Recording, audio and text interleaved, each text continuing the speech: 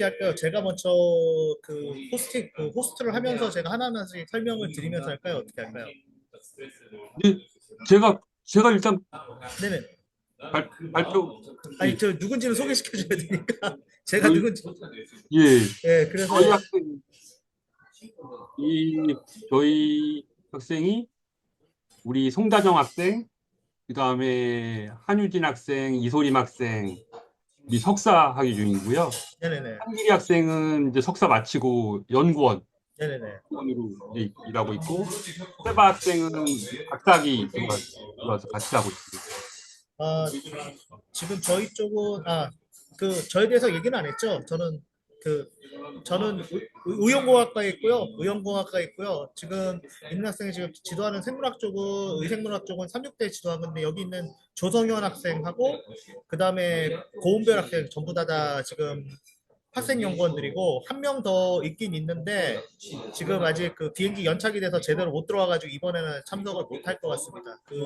보통 이제 아마 지금 제 최영준 선생님이 발표를 하실 텐데 최영준 선생님이 발표를 하시고 발표가 끝나면 제가 학생들한테 질문하는 방향으로 할까요? 아니면 어떻게 할까요? 아무렇게나 해도 상관없습니다. 알겠습니다. 예, 그러면 네 그러면은 예. 잠깐만 한 명이 또 들어왔는데 아, 우리 박사학위 과정생인데요. 네네네. 임난 학생입니다. 임난. 아 임난. 혹시 논문 스타일이 영어로 해도 상관은 없는 건가요? 예? 나중에 제가 발표할 때 영어로 해도 상관은 없는 건가요? 네, 아무런 상관없습니다. 예. 알겠습니다. 그러면은 최영준 선생님 시작하셔도 될 것 같습니다. 네, 그 제가 말씀드릴 내용은요. 그 우리 김희 교수님하고 같이 해보려고 하는 게, 제가 잘 모르는 분야입니다. 그, 세포 사멸, 암세포 사멸 치료 목적으로 이게 뭐에 관한 내용이냐면, 저도 많이 들어본 건 아닌데, 마그네틱 하이퍼서미아, 그러니까 자석을 이용해서 하이퍼서미아, 열을 발생시켜 가지고 항암 치료에 이용하는 새로운 방법이 되겠습니다. 그래서 요거에 관한 논문, 지금까지 제가 제대로 읽은 거는 하나밖에 없는데, 이게 김미 교수님이 소개해 주신 건데, ACS 저널, 요즘에 나노 파티클 파트에서는 좋은 아주 저널이죠. ACS 저널에서 나온 2021년도에 나온 마그네틱 하이퍼서미아에 관한 그 논문이 되겠습니다. 그래서 이거를 좀 소개시켜 드리겠습니다. 그래서 이 논문의 내용은 별로 그렇게 어려운 건 아닙니다. 마그네틱 하이퍼서미아. 하이퍼 하면은 라틴어로 높다는 얘기고, 서미아 하면은 온도. 그러니까 고열 치료, 자석을 이용한 고열 치료가, 고온 치료가 되겠습니다. 마그네틱 하이퍼서미아. 그래서 이분들은 그 판크레아틱 캔서, 사실은 치료법이 별로 없는 그 췌장암을 치료 모델로서 이 마그네틱 하이퍼설미아를 이용해 가지고 맨 처음에는 세포 수준에서 실험을 했습니다. 그래서 그 이분들은 뭐 3D 셀 컬처를 했다고 그러는데 별거 아니고, 콜라겐을 갖다가 녹여서 덩어리로 만든 다음에 거기에 세포를 배양하는 방법, 3D 컬처라고 얘기하는데, 뭐 그렇게 3D 컬처 같지는 않고, 여기서 두 가지 모델, 인 모델, 뭐 인아웃 모델. 이거는 인 모델은 마그네틱 하이퍼서미아에서 마그네틱 파티클, 나노 파티클을 이용을 하는데, 파티클이 들어간 췌장 암 세포주만 가지고 실험을 한 경우하고, 아니고 그냥 그 3D 컬처에다가 마그네틱 나노 파티클을 섞어서 들어가는 거 안 들어가는 거 있는 상태에서 그걸 인앤아웃 모델이라고 해가지고 두 모델에서 이제 그 마그네틱 하이퍼서미아 치료를 하고, 그다음에 그 결과를 본 건데, 그래가지고 이분들은 세포 사멸을 칼 레티큘린이 밖으로 나오는 거를 봤고, 그다음에 그 마그네틱 나노 파티클이 그 다음에는 인비보 모델, 이 세포 3D 컬처 모델에서 그 마그네틱 하이퍼서미아를 어떻게 처리할 것인지 조건을 정한 다음에 그 조건에 따라서 마우스에서 직접 인비보 실험을 해가지고 세포 사멸도 봤고, 그다음에 나노 소리가 안 나와요? 아, 화면이 안 나옵니다. 나옵니다. 화면 나온대. 네. 나노 파티클이 종양의 인비보 마우스 모델에서 어떻게 분포하는지를 보았습니다. 그래서 결론으로 보면은 그 이 사람들이 발견한 게 마그네틱 나노 파티클이 종양에 잘 위치한 경우에는 치료 효과가 마그네틱 하이퍼소미아 치료 효과가 좋았고, 그렇지 않고 그 종양 조직뿐만 아니라 다른 장기 간이라든지 비장 스플린이나 리버로 간 경우에는 치료 효과가 좋지 않았다. 그래서 그거를 소개하고 있습니다. 그래서 보시면 이 마그네틱 하이퍼소미아 치료법에 대해서 저도 잘 모르지만 간략히 설명드리면 그, 그 일단 이 치료법은 안 나와요? 공유 PPT 자료가 화면에 나와요? 안 나와요? 안 나옵니다, 지금. 어? 안 나오는데 내가 설명한 거예요? 네네네. 지금 PPT 자료 하나 지금 공유해놨는데, 아, 지금 되네요. 아, 죄송합니다. 네네네. 네. 그러면 요거부터 다시. 요게 제목입니다. 그래서 이분들은 그 마그네틱 하이퍼소미아 치료에 그 여기서 주석달기 말고 인디케이터 없나? 인디케이터 슬라이드 비우기 픽서 이 인디케이터도 보입니까? 안 보여요? 아, 보입니다. 예, 예. 그래서 마그네틱 하이퍼소미아 판크리아틱 캔서 췌장암에서 마그네틱 하이퍼소미아의 그 파라메타를 정했고, 그 다음에 이 인비보 모델에서 면역 반응이 어떻게 일어나는지, 그 다음에 분포가 그 인비보 모델에서 분포가 어떻게 되는지를 이제 조사를 하였습니다. 그래서 이게 다시 말씀드리면 일단 조건을 잡기 위해서 그 마그네틱 하이퍼소미아 조건을 잡기 위해서 3D 컬처를 이용해서 인 모델과 인앤 아웃 모델에서 조건을 잡았고, 이 조건에 따라서 그 인비보 마우스 종양 모델에서 판크리아틱 캔서 모델에서 그 세포 사멸 칼 레티큘 조사를 위해서 세포 사멸과 또 조직 내에 마그네틱 나노 파티클이 어떻게 분포하는지를 보았고, 이 분포에 따라서 이 사람들의 결론은 그 종양 조직 내에 마그네틱 나노 파티클이 제대로 분포한 경우에는 치료 효과가 좋았지만 종양에만 존재하는 게 아니고 스플린이나 리버, 간이나 비장으로 갔을 경우에는 치료 효과가 좋지 않았다라고 설명하고 있습니다. 다음 슬라이드 보겠습니다. 그래서 모두 생소하실 텐데 마그네틱 하이퍼소미아는 그 얼터네이팅 마그네틱 필드 그러니까 한마디로 그 얼터네이팅 마그네틱 필드를 어떻게 생성하냐면 그, 그, 그 코일 구리를 쓰겠죠? 메탈 코일을 만들고 그 코일에다가 교류 AC 커런트를 마구마구 주게 되면 그 커런트가 생기니까 그 일렉트릭 커런트가 생기니까 마그네틱 필드가 생기게 되는데, 그것이 자꾸 변하게 되는, 그 마그네틱 필드도 얼터네이팅 자꾸 변하게 사이클처럼 변하는, 그래서 마그네틱 필드를 교류를 이용해서 얼터네이팅 마그네틱 필드를 만드는 겁니다. 근데 그 조강 조직 내에 그 마그네틱 나노 파티클을 주입을 하는 겁니다. 그래서 마그네틱 나노 파티클은 그 아이온 옥사이드, 그 마그네타이트나 헤마이트 같은 그 아이온 옥사이드를 사용하는데, 이 아이온 옥사이드의 성질을 이용하는 겁니다. 이것을 이해하려면은 자성 마그네티즘과 페리마그네틱, 또 파라마그네틱, 슈퍼 파라마그네틱 요 용어를 우리가 이해를 해야 됩니다. 그래서 저는 이거에 대해서는 잘 모르지만 나름 공부를 해보니까 되게 재밌더라고요. 그 고등학교 때 배운 거 생각도 나고 아주 재밌었습니다. 아주 재밌더라고요. 내가 언제 이런 거 공부하겠냐. 그게 예 자성 물질은 자성이 강한 물질은 밖에 외부에서 자성을 주면 이 물질도 자성을 띠게 됩니다. 그런 물질을 마그네틱하다고 해요. 마그네티즘 그런 현상을 마그네티즘 또 그런 성질을 갖는 물질을 마그네틱하다고 합니다.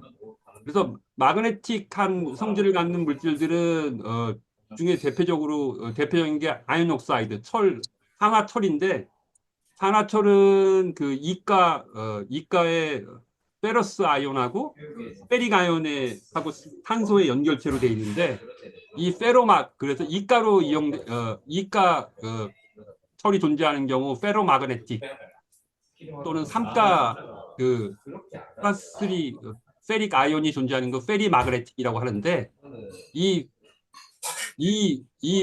아연 옥사이드가 바로 어떤 성질을 갖냐면은 마그네티즘을 갖는 게 아니고 파라마그네틱. 요거는 무슨 말이냐면 상자기력 그래가지고 아주 자성이 강한 물질은 외부에서 자력을 계속 주면 이 물질도 자력을 띠게 됩니다. 자석이 되는 거죠. 그런데 이 파라마그네틱 상자기력을 갖는 물질들은 외부에서 자기력을 줘야지만 그때만 자성을 갖는 거죠. 이해가 되세요? 이해가 되세요? 그러니까 자석을 가까이 놔야지만 얘가 자력을 갖는 경우 그걸 파라마그네틱이라고 합니다. 그 중에서도 아주 엄격하게 외부에서 확실하게 자성을 줘야지만 자기력을 갖는 물질을 초상자기력 슈퍼 파라마그네틱 머티리얼이라고 합니다. 그래서 이 아연 옥사이드로 이루어진 마그네틱 나노파티클은 바로 슈퍼 파라마그네틱합니다. 그래서 크기는 마그네틱 나노파티클 크기는 1에서 100나노미터 정도 되고요. 사이즈가 아주 작죠. 그 다음에 주요 컴포지션은 마그네타이트하고 헤마이트로 이루어져 있습니다. 그래서 얘가 슈퍼 파라마그네틱한 성질을 갖고 있습니다. 그랬을 때 이게 왜 열을 발생하느냐? 자, 우리 밖에서 이제 이 마그네틱 파티클이 솔루션에다가 얼터네틱하게 마그네틱 필드를 갖다가 교류로 마구마구 이거 뭐지? 이걸 무슨 커브라고 그러죠? 홍대정 학생 이걸 무슨 커브라? 사인 커브라고 그러나? 사인 코사인으로 계속 마그네틱 필드를 엇갈려서 왔다 갔다 하면서 계속 이게 되면 이 슈퍼 파라마그네틱한 마그네틱 나노파티클이 계속 자성이 들어왔다 나갔다 반대쪽으로 왔다 갔다 자성이 계속 왔다 플러스 마이너스면서 계속 바뀌는 겁니다. 그러니까 마그네틱한 성질은 왜 생기느냐? 왜 생길까요? 마그네틱한 성질이. 마그네틱이 왜 생기는지 전 몰랐습니다. 제바, do you know how some material can have the magnetic property? 이건 I also did not know about it. 이게 왜 생기냐면 자성을 가지는 물질들은 주로 이제 메탈이 많죠. 금속 종류는 금속 원자 에이톰 바깥에 외곽을 두는 일렉트론 오빗에 unpaired 일렉트론이 많아요. unpaired 일렉트론. 모든 원자는 양성자, 중성자 바깥에 일렉트론이 궤도를 돌면서 돌고 있는데 이 마그네티즘을 갖는 물질들은 최외곽 전자, 오빗에 있는 일렉트론 중에 페어가 안 된 unpaired 일렉트론이 꽤 있어요. 그러니까 unpaired 일렉트론은 외부에서 마그네틱 필드 자기력이 들어오면 근데 이거 너무 시끄러운데요? 이거 뭔 소리예요? 아, 지금 카페에서 해서 좀 그 소리가 좀 있을 겁니다. 이거 소리 줄여서 주셔야 될 것 같은데. 너무 시끄러운데요? 아, 그럼 소리를 거기를 줄여볼게요, 제가. 들어오는 예, 소리를. 네. 예. 헐 났습니다. 예. 그래가지고, 언페어드 일렉트론이 있는, 그래도 시끄러운데요? 김 교수님, 네, 지금 끄시죠. 소리를 끄십시오. 아, 네, 잠깐만요. 예, 예. 언페어드 일렉트론이 있는 경우가 주로 말하는 게 금속 종류입니다. 금속. 금속 종류들이 언페어드 일렉트론이 많습니다. 그래서 얘네들이 언페어드 일렉트론이 자성이 마그네틱 필드가 밖에서 들어오면 임난 Yes, please Professor. shut down your the volume. I, I don't have anybody. I don't have anybody. Why? 오케이. 그 마그네틱 필드가 들어오면 그 최각의 언페어드 일렉트론이 그 차지에 따라서 왔다 갔다 하는 거죠. 근데 이게 계속 얼터네이팅 하게 되면 계속 왔다 갔다 하는 겁니다. 이쪽으로 왔다, 이쪽으로 왔다, 이쪽으로 왔다. 그러니까 전자가 계속적으로 움직임으로써 최외각 전자, 왜 이렇게 울릴까, 소리가? 네. 최외각 전자가 마찰이 일어나서 일단 열이 발생하고요. 그 다음에 그 마그네틱 필드가 생기게 되면 이상하다, 왜 이러지? 마그네틱 필드가 생기게 되면 일렉트로 마그네틱 그, 그 파워에 의해서 전자기력에 의해서 커런트, 전류가 생기는 거예요. 전류가 생기면 전류는 V는 IR, V가 생기면 커런트는 그 저항을 반드시 동반하기 때문에 저항 때문에 열이 생깁니다. 그래서 결국 그 두 가지 메인 요인에 의해서 얼터네이팅 마그네틱 필드를 그 파라마그네틱한 성질을 가진 물질에다가 쏘게 되면 열이 발생하게 됩니다. 이 열 때문에 그 종양 조직을 죽일 수 있는 그런 성질을 갖는 겁니다. 그런데 이 마그네틱 하이퍼솔미아 치료 이해가 됐어요? 전자 전자 이해가 돼. 전자기력 일렉트로 마그네틱 필드 이해가 돼.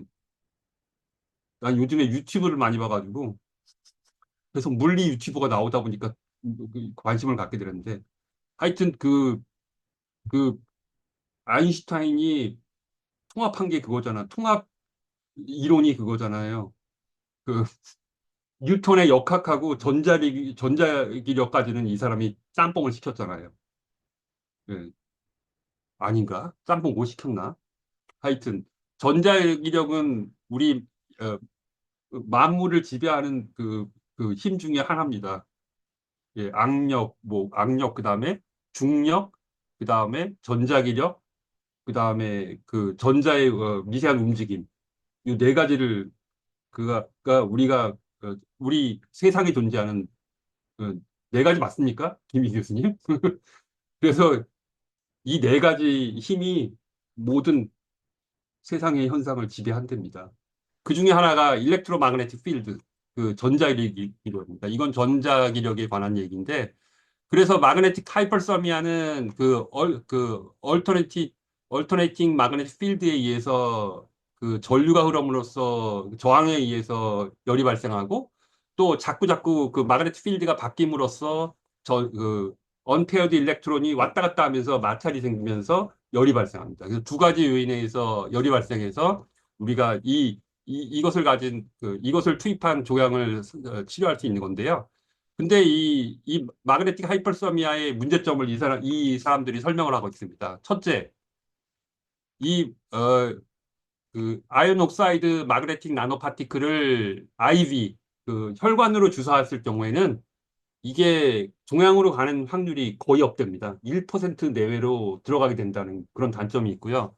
그래서 그 종양에만 특이하게 이 나노 파티클이 들어갈 가능성이 별로 없는 게 문제고, 그래서 사람들이 주로 하는 게 인트라 튜머럴 인젝션, 종양에다 직접 주사를 하는데 그런 상황에서도 종양 내에서도 분포가 아주 고르지 않답니다. 대부분은 그 이 논문에서 나오지만 종양 바깥에 존재하고 종양 세포로 들어가는 것이 그렇게 많지가 않습니다. 그다음에 세 번째, 이 마그네틱 하이퍼솔미아에 의해서 종양 세포가 죽게 되는데 이게 왜 죽는지도 사실은 잘 모른다는 게 정확히 기전을 모른다는 문제점이 있고 네 번째, 이 마그네틱 하이퍼솔미아를 개발하는 그 연구자들은 이 마그네틱 나노파티클을 어떤 것을 개발하는데 아주 주력을 하고 있는데 이 시험관 내에서 마그네틱 나노파티클을 가지고 열이 발생하는 것을 시험을 하는 거하고 실제로 종양에다 주사했을 때 세포 안에 들어가서 얼마나 열이 발생하는지 측정 자체가 그렇게 쉽지가 않다는 문제점이 있습니다. 그래서 이번 연구에서는 일단 그 세포 수준에서 3D 컬처 모델을 통해서 그 얼터네이틱 마그네틱 필드 조건을 이분들이 대략 맞추었고요. 이 조건에 따라서 그 인비보 종양 모델에서 치료 효과를 세포가 죽는 것을 관찰을 하였고 그 다음에 이 마그네틱 나노 파티클이 종양 내에서 어떻게 분포하는지 그리고 분포하는 양상에 따른 치료 양상을 이 사람들이 조사를 하였습니다. 그래서 여기까지가 제일 중요한 얘기고 그래서 이분들이 사용한 아이온 옥사이드 마그네틱 나노 파티클은 주로 이제 그 마그네타이트하고 뭐 마그 헤마이트로 이루어진 철 아이온 옥사이드 코어에다가 그 다음에 이것이 이제 바이오 컴패터빌리티 그, 그 부작용도 좀 있고 그러기 때문에 요거 바깥에다가 코팅을 주로 해서 쓰게 됩니다. 그래서 코팅을 한 게 리피드 그 패티 엑시드 그 리피드 멤브레인 리피드를 그 코팅을 하거나 또는 폴리머를 코팅을 합니다. 이 아이온 옥사이드 그 나노파티클 요 코어의 사이즈는 11.3 나노미터를 사용했고 이 사람들은 얘네들은 하이드로필릭한 거죠. 그래가지고 여기다가 그 폴리 말레익 엑시드 옥타데센 그래가지고 여기 구조가 나와 있습니다. 그래가지고 옥타덱센 해가지고 패티 엑시드 하이드로카본 체인이 굉장히 길게 있고 그 다음에 말레익 엑시드 얘가 보니까 그 하이드로필릭한 부분이에요. 그래서 이런 엠피패시칸 이 폴리머를 코팅을 했습니다. 코팅을 하게 되면 당연히 그 말레익 엑시드 부분이 그 아이온 옥사이드에 바인딩을 하게 되고 이 롱 그 하이드로카본 체인이 바깥에 분포하면서 하이드로포빅해 되겠죠. 그래서 아마 이렇게 하이드로포빅하게 바깥을 채우게 되면 그 세포 안으로 들어가는 확률이 더 높아지죠. 그렇죠? 차진 몰리큘보다는 하이드로포빅해 잘 들어가니까. 그리고 그 바깥에다가 글루코스를 코팅을 했는데 글루코스를 코팅하면 파티클의 애그리게이션이 좀 덜해진다고 합니다. 그래서 토탈 만들어진 파티클의 사이즈가 85 나노미터 정도.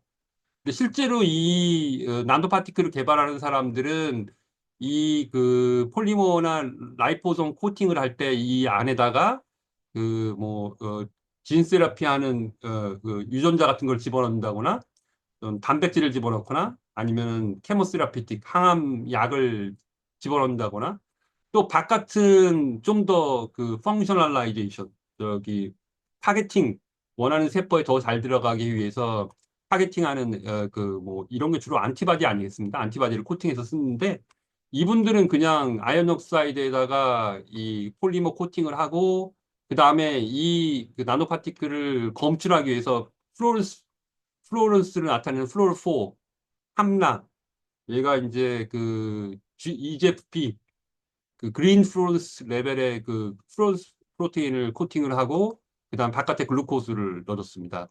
그 다음에 이분들이 이 연구 그룹이 그 굉장히 특이한데 스페인의 자라고사에서 이 논문을 발표했는데 왜 그럴까 살펴봤는데 알고 봤더니 이 자라고사의 그 나노스케일 바이오 매그네틱스라는 회사가 이 그 얼터네이팅 마그네틱 필드를 발생하는 장비를 갖다가 만드는 회사입니다. 이거 동영상 보이세요? DM100 series, the next step on induction nanoheating research. 보이세요? 안 보이세요? 보이세요? Magnetic nanoparticles are bringing novel and promising ways to treat deadly diseases such as cancer. They have multiple applications that range from magnetic hypothermia, localized drug delivery, tissue engineering to biosensors, and also new materials and industrial processes. DM100 series is the only integrated and immediate solution for your magnetic nanoheating research. All DM100 setups are complete workstations that feature an advanced magnetic field generator, several sample holder modules, state-of-the-art sensors, and MANIAC, the only specific software environment for magnetic nanoheating and magnetic hypothermia research.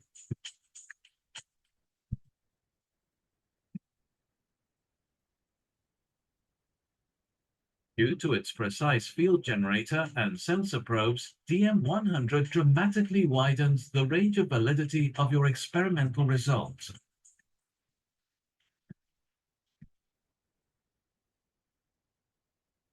Each DM100 configuration is a versatile and reliable tool designed for each specific kind of test, but also leaving space for modifications or the addition of made-to-order accessories and special characteristics.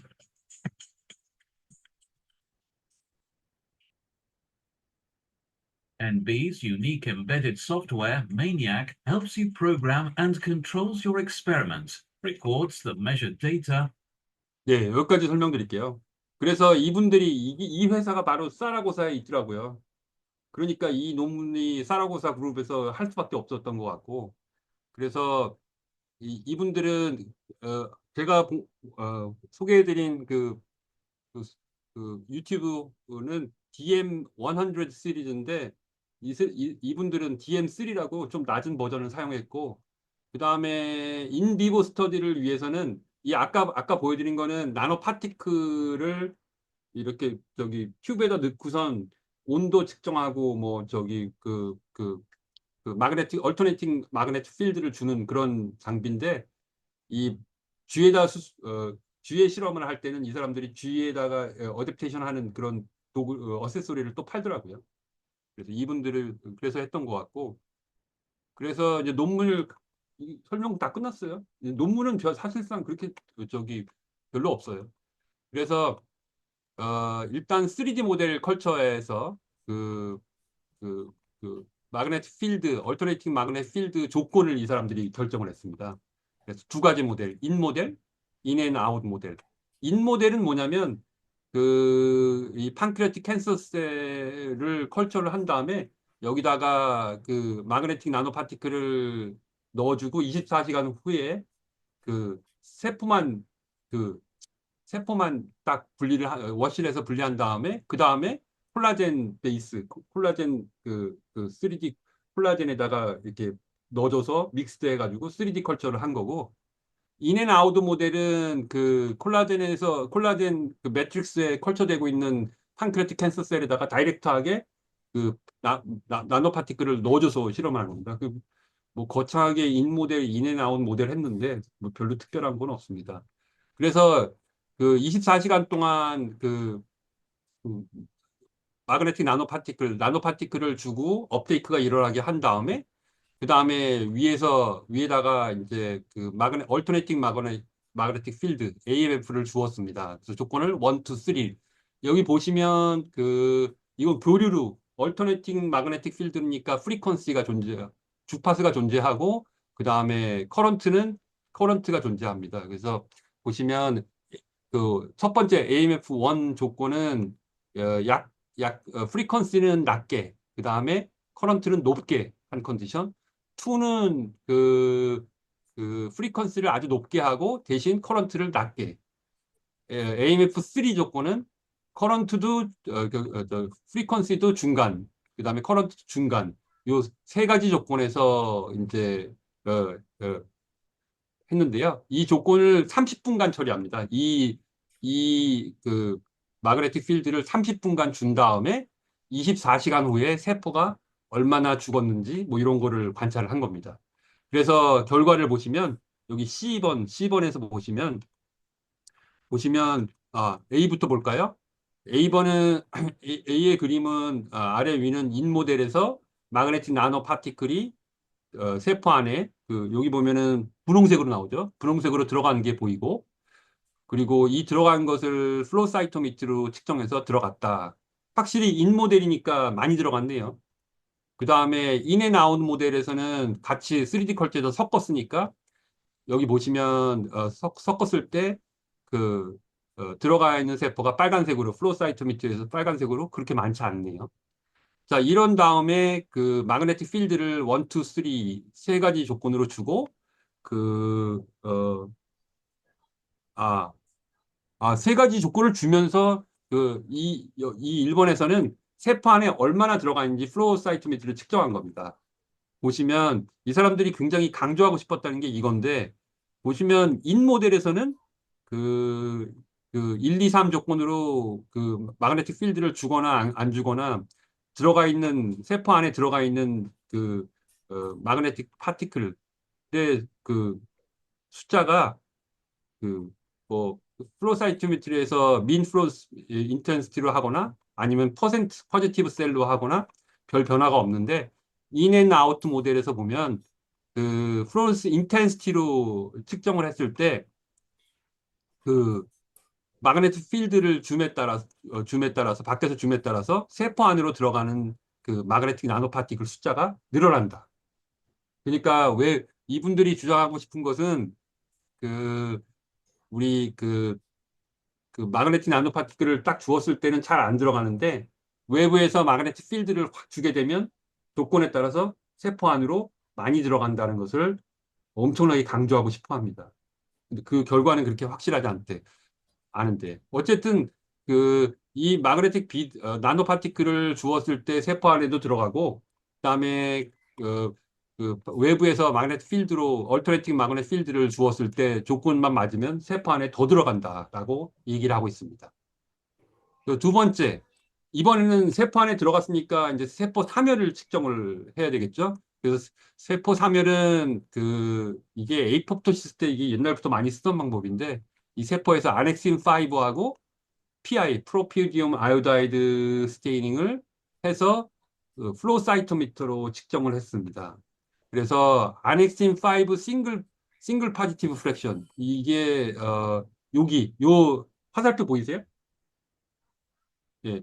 요 사면에 있는 게 아넥신 5 싱글 파지티브인데 이거를 얼리 에이포프토시스 그 다음에 아넥신 5 그 다음에 PI 더블 파지티브 프랙션 여기가 레이트 에이포프토시스 그 다음에 PI만 싱글 파지티브한 요 프랙션을 네크로틱 프랙션 그래서 세 가지로 나눴는데 이거는 30년 전에도 이렇게 했던 방법인데 이거 갖고 요즘도 하나 그런 생각이 드네요. 솔직히 말해서. 그래가지고 A, B 인 모델과 인앤아웃 모델에서 이 팡크리아틱 캔서 셀 라인 가지고 실험을 한 거 보면 그 컨트롤에 비해서 또는 그 마그네틱 필드만 주었을 때 또는 마그네틱 나노 파티클만 주었을 때 그리고 그 나노 파티클 존재하에 세 가지 조건의 얼터네틱 마그네틱 필드를 주었을 때 세 번째 프로토콜이 가장 많은 셀 데스를 유도를 했다라고 얘기하고 있습니다. 그러니까 조건을 잡는 게 중요하다. 그래서 이 AF3 조건은 그 프리퀀시가 중간 정도, 그 다음에 커런트도 중간 정도 이 되는 조건이 제일 좋았다. 통계적으로 의미가 있었다. 요즘 재밌는 것은 컨트롤에 비해서 그냥 비드만 주었을 때 또는 마그네틱 필드만 주었을 때도 세포 사멸이 어느 정도 일어난다. 그래서 이분들이 이 그 컨디션, 마그네틱 필드 컨디션을 정한 것은 이 프리퀀시에다가 또는 커런트를 곱한 값을 가지고 그 변화를 곱한 값을 그 곱한 값의 바이올로지컬 리밋을 5 곱하기 10의 구승 암페어 퍼 미리세컨드 요 레벨로 두고 요 레벨의 한도 내에서 프리퀀시하고 커런트를 왔다 갔다 하면서 요 비슷한 레벨로 바꿨습니다. 그 얘기는 이분들 나름대로 이 리밋 프리퀀시하고 커런트를 곱한 값에 대한 그 어떤 그 바이올로지컬 리밋이 있었다는 얘기죠. 요 리밋 한도 내에서 프리퀀시와 커런트를 왔다 갔다 하면서 조건을 잡았습니다. 이 리밋은 어디서 나오는지 잘 모르겠습니다. 그래서 이 리밋에 가장 적합한 이 AF3 조건에 적합한 그 기계의 그 프리퀀시와 196kHz, 그 다음에 그 커런트 26kA per minute의 조건으로 인디보 실험을 진행을 하였습니다. 그래서 보시면은 그 판크레아틱 캔서 셀은 휴먼 판크레아틱 캔서 셀이고, 그 다음에 이 휴먼 캔서 셀을 쥐에다가 주사를 했습니다. 쥐에다가. 근데 위치도 이제 판크레아스가 아니고 서브큐테니어스, 그러니까 서브큐테니어스 인젝션을 한 겁니다. 종양 조직을. 사람 종양이 마우스에서 살 리가 없기 때문에 이분들은 발브시 누드 마우스, 이뮤노 디피션시 누드 마우스를 사용을 해서 가지고 서브큐테니어스 인젝션을 플랭크에다가 한 다음에, 그 다음에 컨트롤은 그냥 그 종양세포만 주고, 세 번째는 그 종양세포를 다 준 다음에, 예, 종양세포를 줘서 키운 다음에 네 그룹으로 나눠서, 그러니까 종양세포만 준 거, 또 나노 파티클만 준 거, 그 다음에 마그네틱 필드만 준 거, 그다음 두 가지 다 준 거를 했는데, 그래서 그 종양을 일단 인젝션 한 다음에 한 2, 3주 키워서 종양이 어느 정도 그 매스 짚어질 만큼 크기로 자라게 되면 여기다가 마그네틱 나노 파티클을 인젝션을 하고, 그다음에 곧바로 그 마그네틱 필드를 주어서 30분간 주고, 그다음에 다음 날도 30분간 주고, 그리고 또 다음 날도 주고, 그래서 3일간 연속적으로 준 다음에 20일 있다가 1부터 시작해서 20일째 그 종양 조직을 검사를 했고, 그다음에 한 달째 처음 주사한 날부터 한 달째 이제 다른 조직에 대한 검사를 실시하였습니다. 그래서 보시면 이 치료를 한 다음에 그 마그네틱 나노 파티클 업테이크, 이분들은 나노 파티클 업테이크에 관심이 되게 많았나 봐요. 그 20일 후에 20일 후에 그 나노 파티클 업테이크를 종양 조직에서 업테이크를 보면, 여기서도 보면은 나노 파티클만 주었을 때보다 나노 파티클에다가 그 마그네틱 필드를 같이 주었을 때 업테이크가 그 플로우 사이토메트리 상에서 증가했다는 걸 우리 빨간색을 알 수 있고, 이 이 종양 조직을 다시 이제 두 가지로 불린 그 마그네틱 나노 파티클을 업테이크 한 조직과 아닌 것으로 구분을 한 다음에, 한 조직에서 세포 사멸을 이제 칼 레티클린 익스프레션으로 보았을 때, 나노 파티클을 업테이크하지 않은 종양 조직은 그 칼 레티클린이 거의 안 나오거나 거의 일정하게 약간만 나왔는데, 이 업테이크를 한 암세포는 업테이크를 많이 할수록 그 칼 레티클린 익스프레션이 증가하였다. 칼 레티클린을 이 사람들이 본 거는 이분들이 뭘 보려고 그랬냐면 이뮤노제닉 셀데스라는 모드를 보려고 한 거예요. 그 이뮤노제닉 셀데스는 이 항암제를 치료를 했을 때 세포 사멸이 일어나는데, 그 어떤 특정한 세포 사멸 중에 일부는 이 염증과 면역 반응을 유발하는 세포 사멸을 유발합니다. 그래서 암 조직의 이뮤노제닉 셀데스를 유도를 하면 이 호스트, 우리 사람이나 쥐에서 그 항암 면역 효과, 이뮤 리스판스, 안티캔서 이뮤 리스판스가 일어나도록 유도하는 셀데스를 말하고, 이 그 이뮤노직 셀데스의 특징 중에 하나는 여러 가지 염증을 일으키는 물질들을, 단백질들 또 물질들을 분비를 하지만, 또 특징적으로 하나가 그 ER, 엔도플라즈믹 레티큘럼에 존재하는 그 단백질인 칼 레티큘린이 그 세포망으로 이동하여 세포막 바깥에 발현이 된다는 거가 아주 몇 년 전에 유명한 얘기였거든요. 그래서 이분들은 그 팩스로 플로사이토미터로 그 칼 레티큘린을 스테이닝해서 본 겁니다. 상당히 그 이론상 이것만 갖고는 안 되죠, 사실은. 어디 이런 거 해가지고 얼렁뚱땅 넘어가려고 하는 이해가 안 되는데. 예. 저는 이해가 안 됩니다. 제가 셀데스를 해본 사람으로서 이거 갖고는 상당히 부족하다고 생각합니다. 예. 그게 목표가 그래서, 아니라서 그럴 수 있습니다. 그게. 예? 이게 목표가 아니라서 그럴 수 있습니다. 예. 그래서 요걸 강조를 하고 있고요. 그 다음에 이제 종양 크기가 얼마나 자라는지. 그래서 컨트롤에서는 영일제, 그러니까 암세포를 키우고 난 다음에, 그 다음에, 20일, 올간, 20일 있다, 아니 30일 있다. 하여튼, 컨트롤을 이 상태에서 종양이 이만큼 자라겠죠.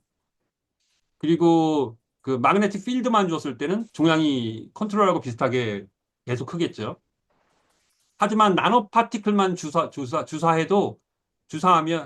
하면 요것만 주사해도 종양의 증식이 억제가 되네요. 그렇죠?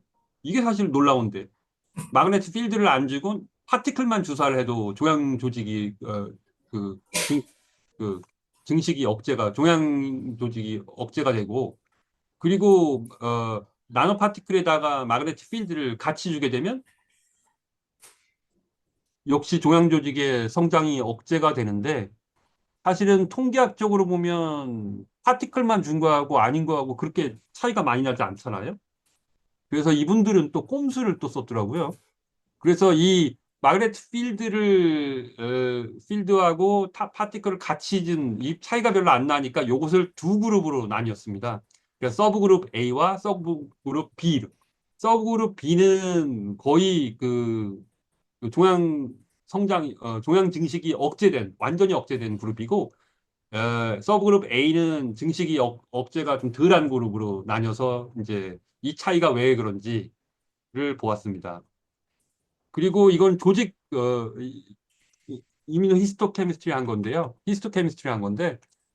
이거는 종양 조직입니다. 종양 조직을 보았을 때 판크레아틱 캔서 조직에서 비해서 보면 나노 파티클을 주게 되면 나노 파티클이 보면은 대부분 종양 조직의 약간 바깥쪽 가운데가 종양 조직이고 바깥쪽 조직이 어떻게 보면은 종양에 우리가 이런 용어를 쓸 때 뭐라 하냐면 스트로마?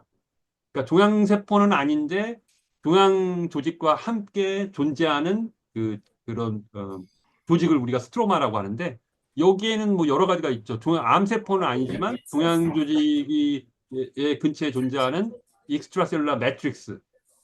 그러니까 그냥 중간 물질, 예? 섬유질 같은 중간 물질. 그다음에 여기에 또 있을 수 있는 게 그다음 종양 성장에 필요한 혈관 조직, 베스큘라 티슈.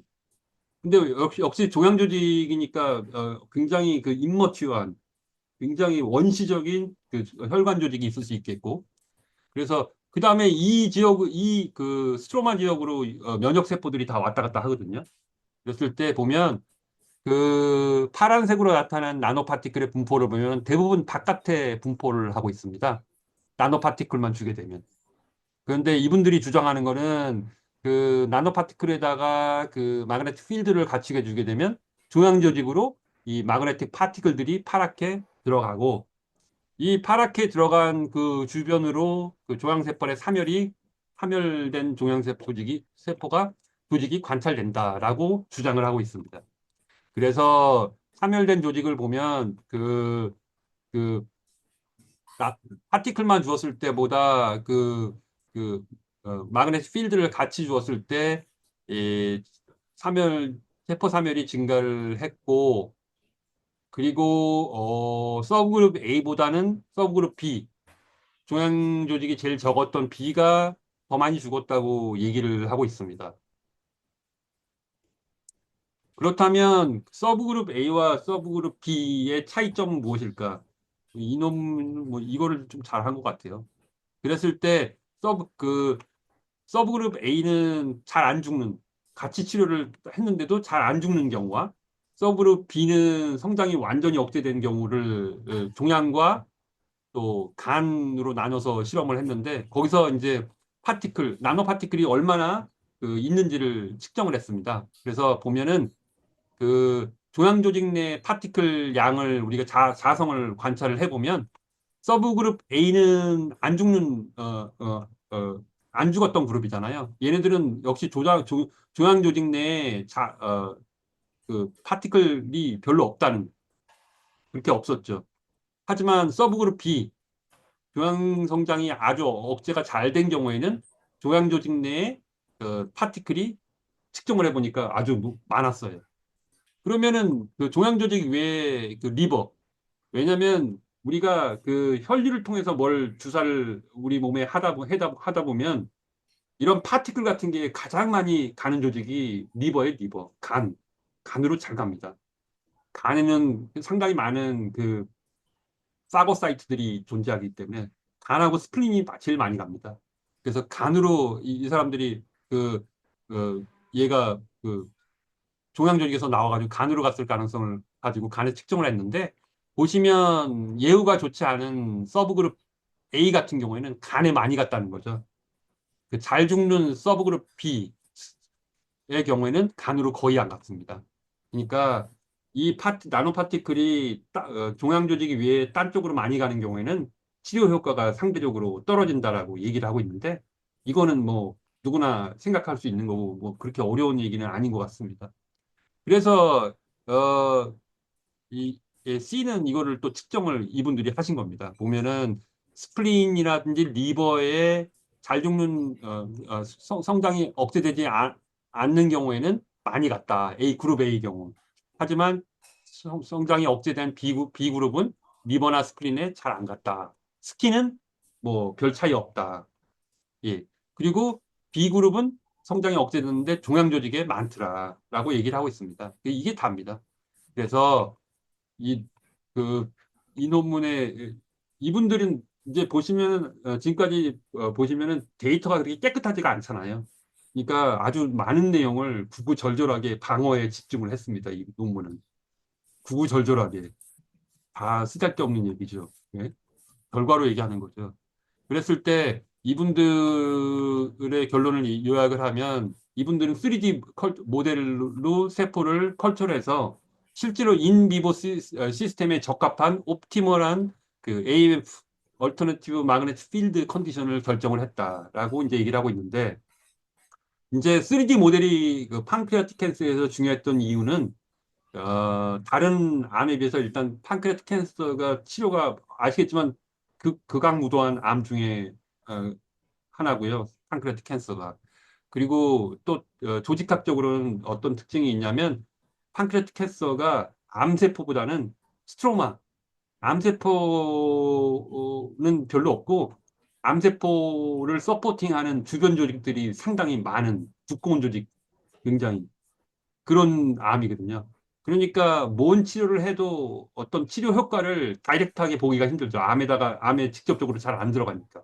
일종의 스트로마, 익스트라셀러 매트릭스라든지 혈관이라든지 이런 것들로 다 덮어서 암을 꽁꽁꽁 보호하고 있으니까 치료 효과가 안 되는데, 그래서 이분들은 세포 모델보다는 3D 모델, 이분들을 주장하는 간단한 3D 모델을 통해서 조건을 잡았다, 인비로.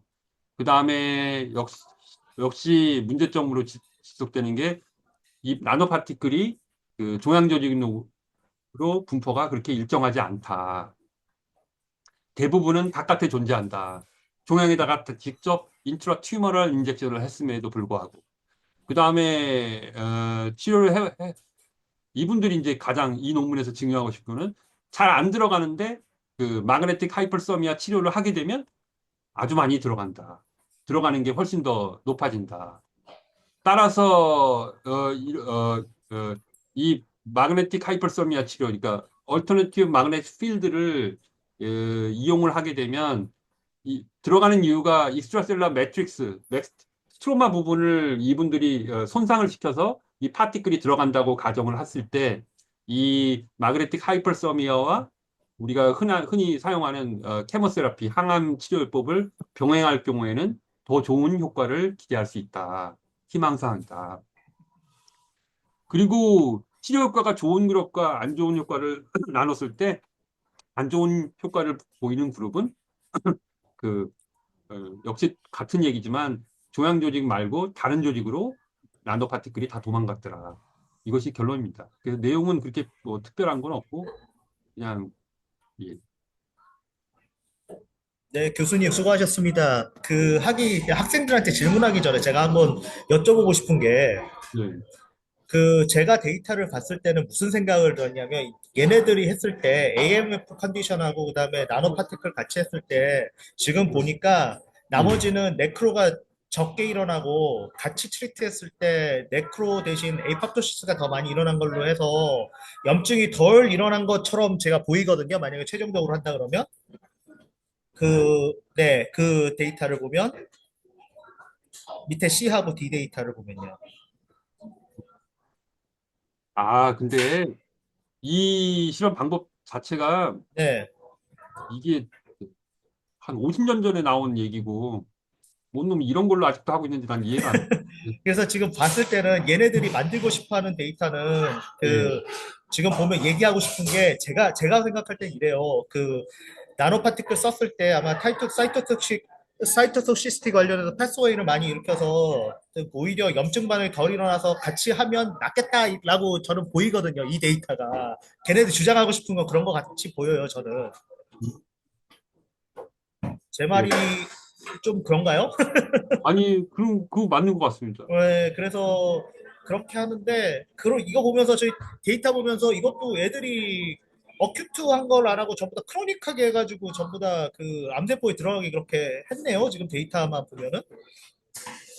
그러니, 네. 네, 그러니까 한 하루 만에 인비보 실험을 하루 만에 한 게 아니고 20일 넘게 이렇게 나노 파티클 집어넣어 인젝션 시킨 다음에 이렇게 한 것 같은 느낌이 드는데요. 예. 네, 그래서 근데 아마도 예, 이거는 아마 독성 때문에 그럴 거예요. 독성. 음, 그, 만약에 예, 예, 마그네틱 필드를 쐬가지고 하루 네. 만에 암세포가 와장창 무너지기 시작하면 이게 정상 조직도 온전할 리가 없거든요. 그렇죠. 그래서 이제 그러니까 예, 이분들은 그, 낮은 농도로 쓰다 보니까 네. 롱텀하게 이펙트를 볼 수밖에 없었던 것 같아요. 지금 보면서, 네, 제가 보면서 이제 AMF, 알터니티 마그네틱 필드 관련해서도 기존의 논문보다도 훨씬 더 강한 걸 썼어요. 지금 아, 웨이브랭스를. 보통 40kHz인데 이건 너무 강하게 썼고, 이러면은 하는 간격이 굉장히 길어지면서 짧게 끊는 형식으로 이제 트리트를 하거든요. 그래서 이거는 조금 저도 한번 하면서 해야 될 것 같은데 요건 조금 다른 얘기고 나중에 이거 다시 한번 얘기를 해보죠. 이거는. 그리고 저기 지금 학생들한테 지금 질문하고 싶은 게 보통 이제 저희 논문 스터디 할 때 제가 보는 게 학생들한테 질문하는 게 네 가지 처음에 네 가지 정도예요. 발표자가 왜 이 논문을 정했냐. 두 번째 그 발표하는 주제가 뭐냐, 주제에 대한 요약이 뭐냐, 세 번째, 주제에 대한 방법이 뭐냐, 네 번째, 결론은 어떻게 하냐 하는데,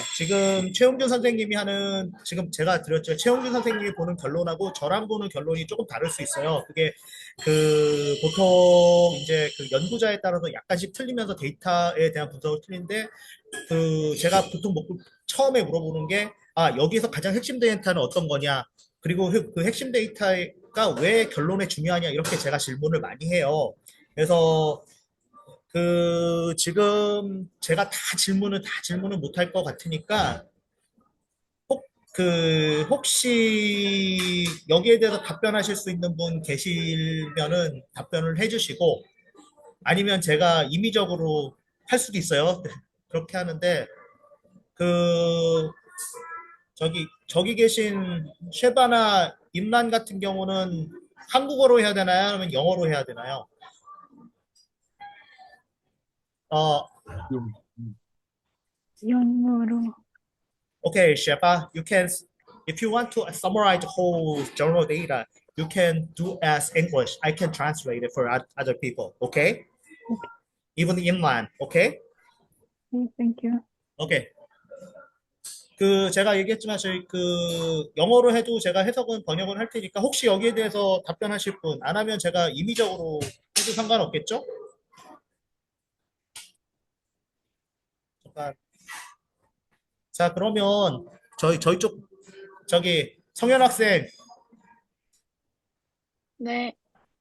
그 여기에서 가장 핵심되는 데이터가 어떤 것 같아요?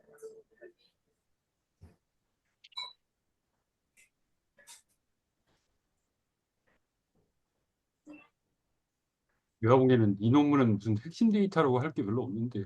물론 그렇죠. 핵심 데이터는 없죠. 근데 주장하고 싶은 바가 있을 테니까 본인이 생각하기에 핵심 데이터가 어떤 것 같아요? 음,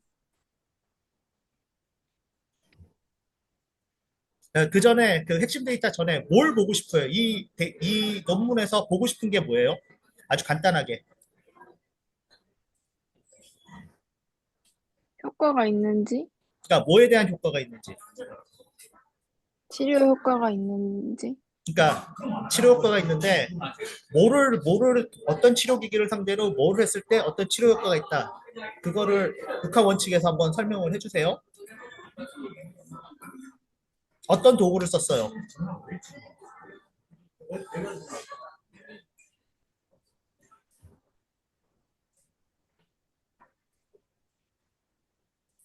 필드만 쓴 것과 나노파티클만 쓴 것과 동시에 쓴 것, 그 차이를 보고 어떤 게 더 치료 효과가 좋은지, 종양에 잘 위치해 들어가는지, 음, 알겠습니다. 그러면은 그 본인이 생각하는 이걸 했을 때 실험의 결과는 어떤 의미를 가질까요?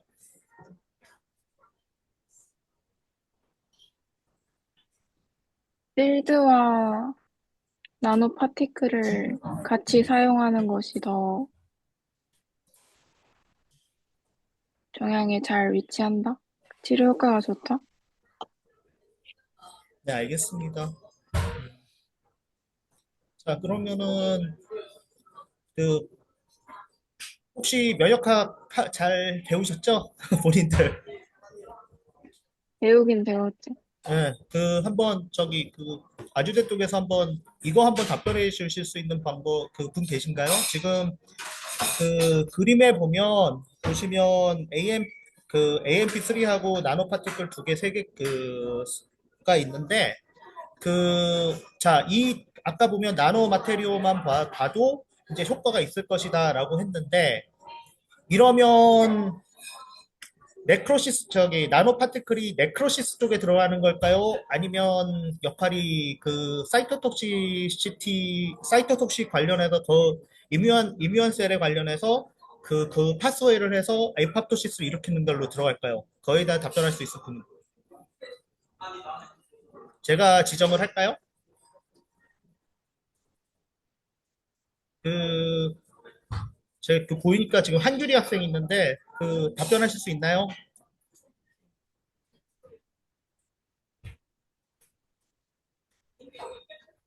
잘 모르겠습니다. 근데 내가 네네. 이분들이 한 실험은 네, 그, 이 RX인5하고 PI 스테이닝을 해서 셀 네, 데스를 받고, 네, 그다음에 이분들이 또 칼 레티큘린, 이걸 왜 본 이유는 알 것 같은데, 네, 이게 문제가 뭐냐면, 이 방법 자체가 정확한 방법이 절대 아니에요. 네, 물론 알고 있습니다. 왜냐면, 이 RX인5 스테이닝을 하는 이유는, 네, 아넥틴5가 우리 멤브레인은 주로 포스폴리피드로 이루어져 있잖아요. 그렇죠. 그 포스폴리피드 중에 여러 가지가 있는데 포스페티딜 세린이라는 것은 멤브레인의 안쪽에만 존재해요. 바깥쪽엔 존재하지 않아요. 그런데 에이포프토시스가 일어나면 이게 뒤집어져서 안쪽에 있는 포스페티딜 세린이 바깥으로 향하게 돼요. 그러면 세포가 터지지 않았을 때 아넥신 5는 포스페티딜 세린의 친화도가 높기 때문에 그 바깥쪽에 포스페티딜 세린에 대해서 아넥신 5가 바인딩을 하게 되고요. 근데 구멍이 뚫리면 우리 학생들 다 알겠지만 작은 구멍은 프로피디움 아이오다이드가 업테이크가 되잖아요. 그래서 핵에 염색이 돼서 하는 건데 이게 4, 50년 전에는 이게 맞는 얘기인데 요즘에 아주 다양한 셀데스 모드에 따르면 포스파틸 세린이 익스포저가 되는 경우가 에이포프티스만 국한되는 거 아니에요. 절대 그렇지 않아요. 그러니까 이 자체가 합리적이지 않고요. 그 다음에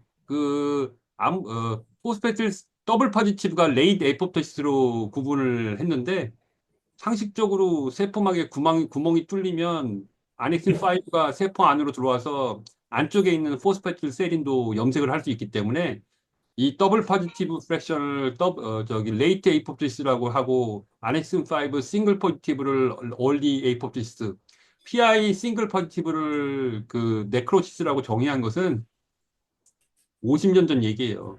이건 맞지 않아요.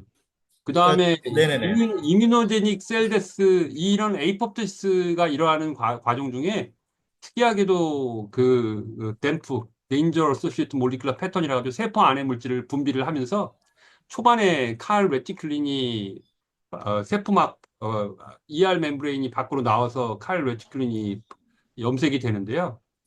이것만 갖고 이뮤노제닉 셀데스라고 얘기하는 것 자체도 말이 안 돼요. 물론 그래서 그거는 네. 이분들 거는 상당히 합리적이지 않아요. 이 방법으로 했다는 거는.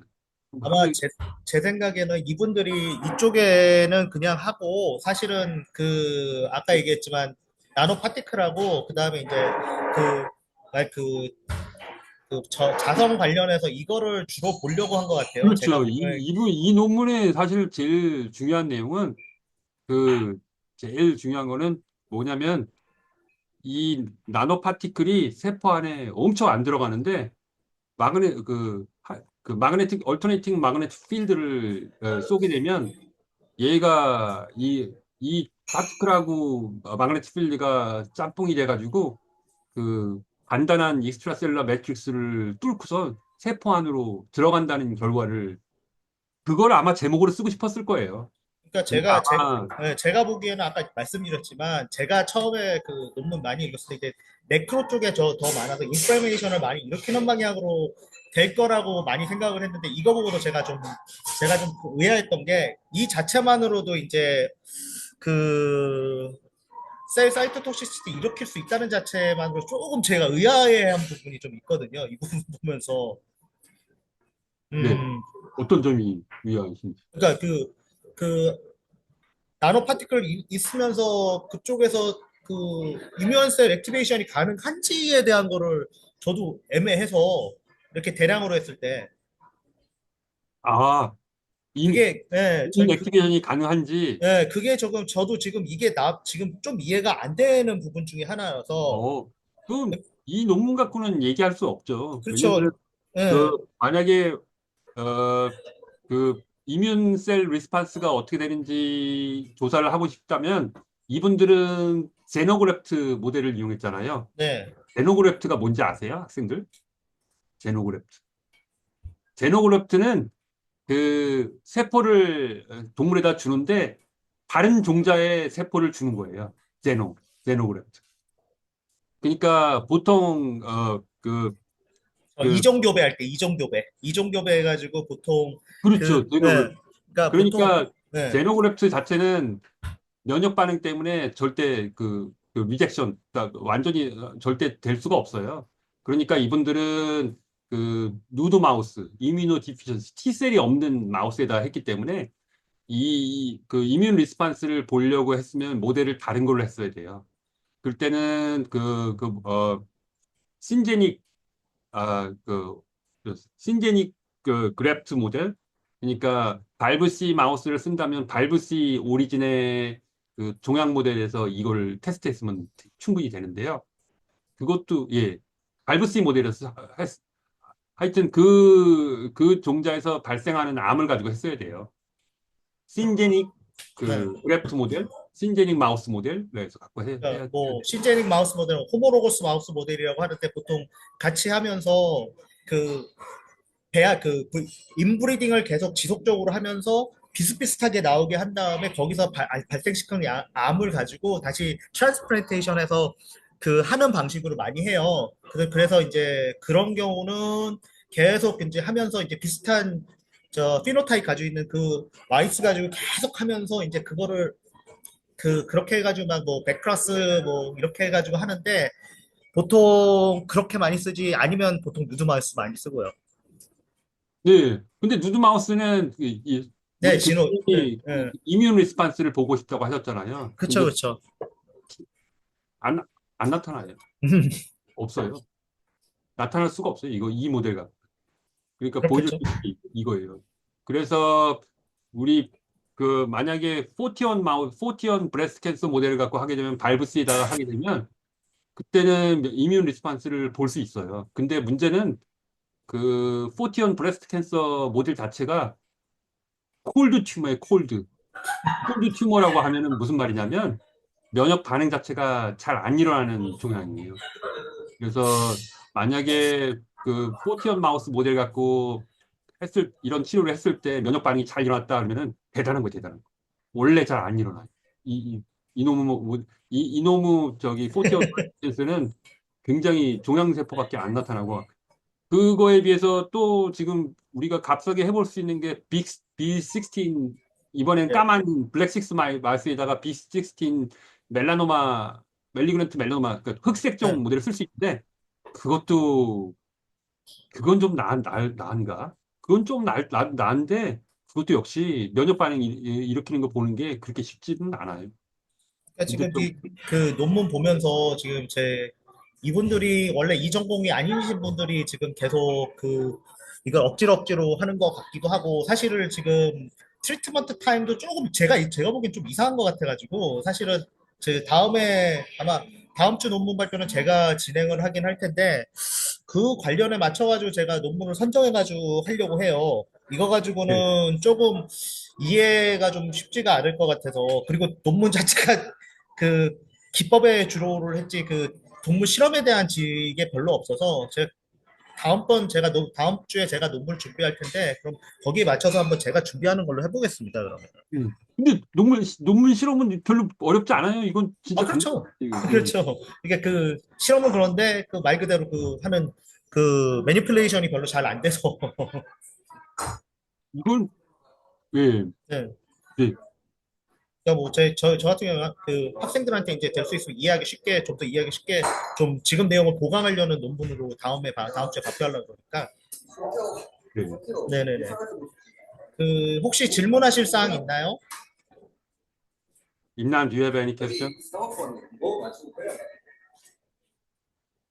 저는 이거 공부하면서 아주 재밌었어요. 아주 고등학교 때로 다시 돌아간 것 같아가지고 아주 행복했어요.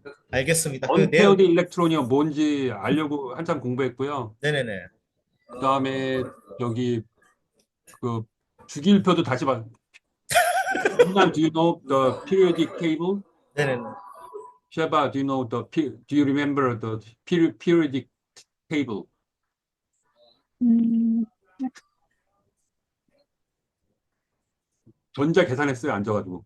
아, 이게 저기 언페어드 일렉트론이 몇 개구나 계산했다고. 뭐 처리야 뭐 프리 레디컬이 워낙 많아가지고. 철 네. 혹시 아세요? 페러스 아이온이나 페릭 아이온, 저기 그냥 무기 메탈 아이온이 에이톰 하나에 언페어드 일렉트론이 몇 개인지 아세요? 아니요, 그걸 잘 모르겠습니다. 저는 아직 조사를 안 했습니다. 저도. 네 개, 네 개. 아, 네 개예요. 네, 아, 네 개. 그거 앉아서 계산하고 있을 때도 보여드려요, 저? 이거 뭐예요? 이거 앉아서 계산했잖아, 이거. 이거 보여줘요, 이거. 이거 기억나세요? 그, 올비텍 걔도 네, 1S, 1S, 2S, 2P, 2S, 3P, 3D 앉아가지고 계산하고 앉아 있었대도. 이게 맞네. 나 이게 궁금했거든, 이게. 계산 지금 앉아가지고 계산. 보시면 그쪽으로 보이니까 너무 재밌었어요. 다음 고등학교 다음 열심히 주에 하고. 제가 발표하는 거 보고 어떤 얘기를 하실지. 그래서 그럼 알았어요. 오늘 하루는 이걸 내가 케미스트리 언페어드 일렉트론도 알고 마그넷도 알고 일렉트로 마그네틱 필드도 알고 네네네. 에디 커런트가 뭔지도 알고 알았어요. 네. 오늘 하루는 보람된 하루였어요. 알겠습니다. 그러면 제가 다음 주에 하고 그 다음에 학생 관련해서 돌려가는데 그 다음 주에도 동일한 시간에 하는 걸로 하고 그리고 네, 해당 그러시죠. 내용은 지금 다 녹화되고 있으니까 녹화된 건 제가 유튜브에 다 올려놓겠습니다. 네, 알겠습니다. 유튜브에 올라오면 너무 아무 말 막 한 거 아니에요? 아니요. 그 비공식이라서 링크 없으면 못 들어갑니다. 링크 해도 되는데. 나도 독자 생기는 거 아니에요? 아유, 한유진 학생 저기 회원 해줄 거예요? 구독, 좋아요 해줄게요? 한규리 학생 해줄게요? 송가장 학생은 안 해줄게요. 구독, 좋아요 해줄게요? 이소림 학생도 안 할 것 같은데. 일단은 구독, 좋아요 부탁해요. 올려놓고 제가 그 이메일로 다 보내주면 그거 그 포워딩해서 하든지 아니면은 이메일 다 쉐어해가지고 그렇게 하셔도 될 것 같습니다. 그러면은 제가 다음 주에는 일단은 그 발표를 하는데 그 영어로 발표할 수도 있습니다. 전부 다. 알겠습니다. 수고하셨고요. 다음 학생들도 수고 많았어요. 다음 주에는 저는 좀 부드럽게 할 거니까 걱정 하지 마시고. 네, 알겠습니다. 수고 많으셨습니다. 회의 끝내겠습니다. 예, 감사합니다. 네.